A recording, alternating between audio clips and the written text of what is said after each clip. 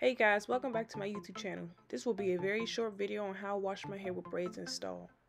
As you can see, my hair isn't too dirty, but it is too full wash. I start by drenching my hair in lukewarm water.